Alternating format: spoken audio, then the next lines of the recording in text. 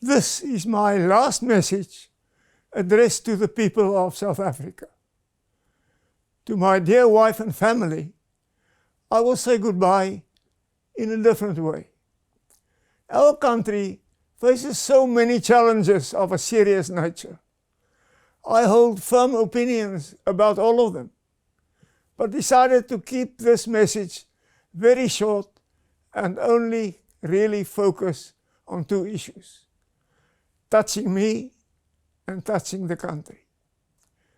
Before I do so, I would like to thank all my friends and supporters for the wonderful support and encouragement they gave me throughout my life and throughout my political career. Many of them were close to me, even for decades. Others intervened occasionally. I thank you for your support and your trust in me. I thank you for your friendship.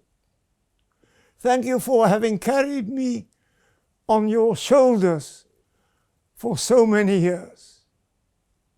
The first issue I want to focus on is apartheid and me. I'm still often accused by critics that I in some way or another continue to justify apartheid or separate development, as we later prefer to call it.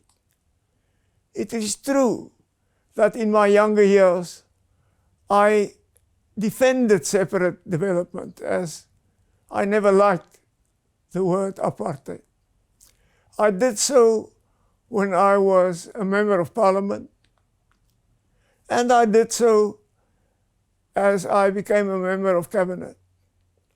Afterwards, on many occasions, I apologized for the pain and the indignity that apartheid has brought to persons of color in South Africa. Many believed me, but others didn't. Therefore, let me today, in this last message, repeat: I, without qualification, apologize for the pain and the hurt and the indignity and the damage that apartheid has done to black, brown, and Indians in South Africa. I do so not only in my capacity as the former leader of the National Party, but also as an individual. Allow me in this last message to share with you the fact that since the early 80s, my views changed completely. It was as if I had a conversion, and in my heart of hearts, realized that apartheid was wrong. I realized that we had arrived at a place which was morally unjustifiable. My conversion, to which I refer, didn't end with the admission to myself of the total unacceptability of apartheid. It motivated us in the National Party to take the initiatives we took from the time that I became leader of the National Party, and more specifically during my presidency.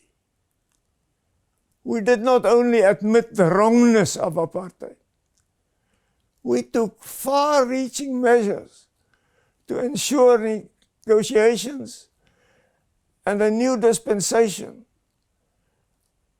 which could bring justice to all.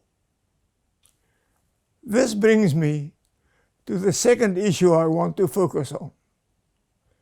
Together with most other South Africans, I'm proud of our Constitution. The Constitution which we hammered out in the negotiations which started in 1990 and which culminated in the final Constitution of 1996. I fully associate myself with the values and principles enshrined in our Constitution. And I'm deeply concerned about the undermining of many aspects of the Constitution, which we perceive almost day to day. It is my plea that the government, all parties, civil society, and all South Africans should once again embrace the Constitution and interpret it in the balanced way which the Constitution demands. We need to align the principles of non-racialism and non-discrimination with the need to deal with the past and issues like affirmative action. We need to guard over the independence and the impartiality of our courts. We need to promote economic growth and job creation by basing economic policies on the principles contained in the Constitution and not on ideologies which militate against the Constitution. We need to make the Constitution the cornerstone of the new society we are building. The road forward is a difficult one, but I firmly believe that if we take hands and if all the reasonable people in South Africa put their heads together, we can overcome the challenges we face and we can fulfill the tremendous potential that South Africa has. May the South African nation show the courage and the ingenuity to achieve this.